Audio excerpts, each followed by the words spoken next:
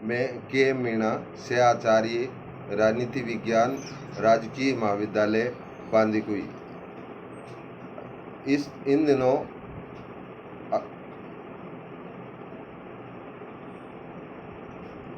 जो अगस्त क्रांति है वो अगस्त सप्ताह के रूप में अगस्त क्रांति को मनाया जा रहा है।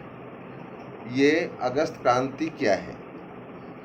इसके संदर्भ में महात्मा गांधी का भारतीय राष्ट्रीय आंदोलन में जो योगदान है उसकी चर्चा करने का इस अगस्त सप्ताह का उद्देश्य है। ये 15 अगस्त तक मनाए जाने का प्रावधान सरकार के द्वारा निर्धारित किया गया है। गांधी जी 1600 के आसपास दक्षिणी अफ्रीका से भारत आए। अपने साथ सत्याग्रह रूपी जो ब्रह्म शस्त्र है उसको लेकर आए और अपने गुरु गोखले के निर्देशन में भारतीय राजनीति का अध्ययन करना उन्होंने प्रारंभ किया। गांधी जी सत्याग्रह का प्रयोग भारत में भी करना चाहते थे, इसलिए उन्होंने 1917 में 3 महत्वपूर्ण सत्याग्रह किए: चंपारण, खेड़ा और अहमदाबाद। इस सत्याग्रह से गांधी जी को बहुत अधिक सफलता मिली। गांधी जी ने भारतीय राजनीति में प्रवेश एक सहयोगी के रूप में लिया और प्रथम विश्व युद्ध काल में गांधी जी ने अपील की कि ब्रिटिश सरकार की जो संकट की घड़ी है उसमें भारतीयों को सहयोग करना चाहिए। इस प्रकार गांधी जी ब्रिटिश सरकार को हर स्थिति में सहयोग देना चाहते थे, लेकिन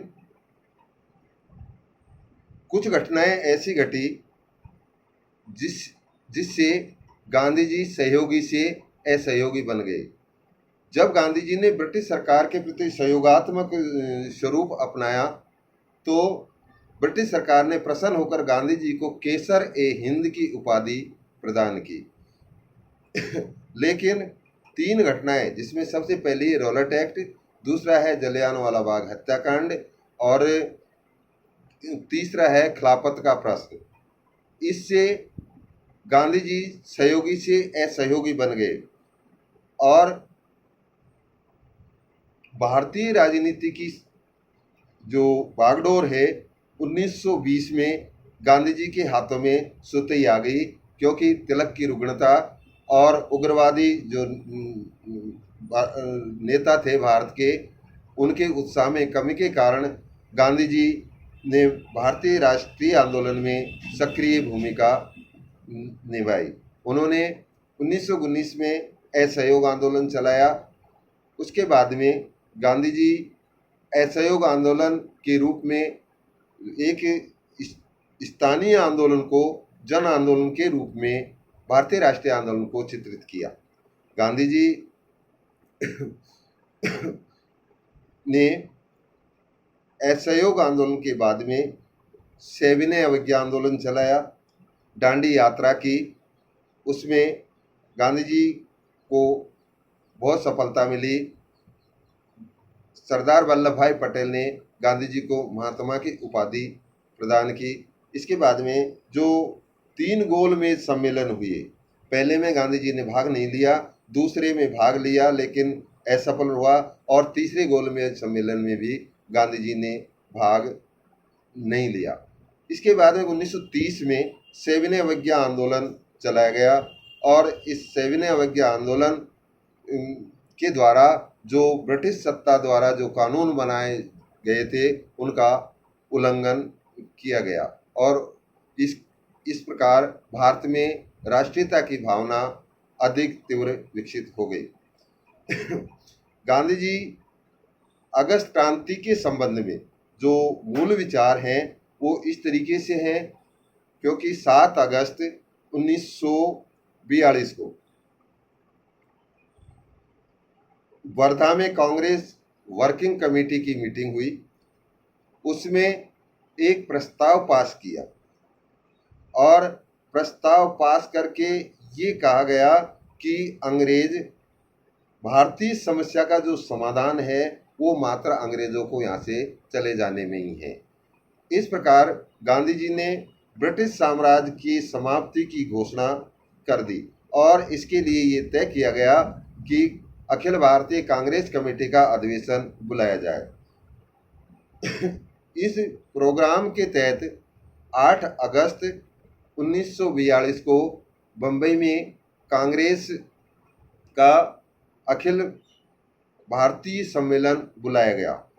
उसमें एक प्रस्ताव पास किया। इस अधिवेशन की अध्यक्षता स्वयं गांधी जी ने की। गांधी जी उस दिन अपने भाषण में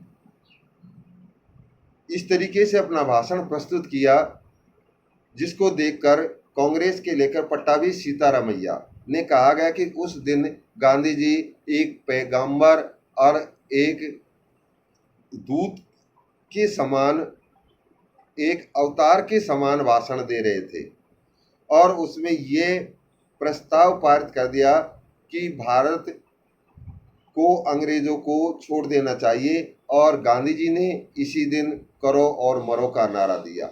9 अगस्त को गांधी जी सहित सभी राष्ट्रीय नेताओं को, भारतीय राष्ट्रीय कांग्रेस के जितने भी नेता थे उनको गिरफ्तार कर लिया गया। इसके विरोध में जन चेतना का प्रसारण हुआ और चारों तरफ से ब्रिटिश सरकार की आलोचना होने लगी। राष्ट्रीय एकता की भावना प्रबल हो गई। इसके लिए 1946 में कैबिनेट मिशन भारत भेजना पड़ा ब्रिटिश सरकार को और कैबिनेट मिशन के भारत आगमन से पहले 1945 में ब्रिटेन में एक बहुत बड़ा परिवर्तन हुआ। वहाँ पर मजदूर दल की सरकार गठित हुई और मजदूर दल की सरकार का नेता एटली बने। एटली ब्रिटेन के प्रधानमंत्री बने। उनका जो भारत के प्रति दृष्टिकोण था या भारत के प्रति रवैया था वो सकारात्मक था, इसलिए कैबिनेट मिशन को भारत भेजा। 3 सदस्यीय कैबिनेट मिशन 1946 को भारत आए और भारत में विभिन्न राजनीतिक जो दल थे उनके नेताओं से उन्होंने वार्ता की। वार्ता के पश्चात कोई सहमति नहीं बनी तो उन्होंने ये निश्चित कर लिया कि सत्ता का हस्तांतरण किया जाना आवश्यक है और ब्रिटिश सरकार संविधान सभा को भारत की सत्ता सौंप देगी। इस उद्देश्य की पूर्ति के लिए लॉर्ड माउंटबेटन को भारत का गवर्नर जनरल बनाकर भेजा और 3 जून 1947 को ब्रिटिश संसद में एक विधेयक पास किया और उसको 18 जून 1947 में ब्रिटिश सरकार ने पास कर दिया और उसका अधिनियम का नाम रखा भारत स्वतंत्रता अधिनियम। भारतीय राष्ट्रीय कांग्रेस के नेताओं ने ये दुखद विभाजन को स्वीकार कर लिया क्योंकि इसमें भारत और पाकिस्तान 2 स्वतंत्र राष्ट्र अंतर्राष्ट्रीय राजनीति में उभर कर सामने आए। भारतीय नेता नहीं चाहते थे भारत का विभाजन, लेकिन जिन्ना की हठधर्मिता और मुस्लिम लीग के अड़ंगेबाजी के रवैये के कारण ये विभाजन स्वीकार करना पड़ा और इस प्रकार भारत स्वतंत्र हुआ और स्वतंत्रता अधिनियम को स्वीकार कर लिया गया। संविधान सभा को सत्ता सौंप दी गई और उसके बाद में संविधान सभा के द्वारा भारत का संविधान बनाया गया। 26 नवंबर 1949 को बनकर तैयार हुआ। 26 जनवरी 1950 को भारत का संविधान लागू कर दिया। इस प्रकार जो अगस्त क्रांति है वो अंग्रेजों के शासन की समाप्ति के लिए एक बहुत बड़ा प्रयास था भारतीय राष्ट्रीय कांग्रेस का। धन्यवाद।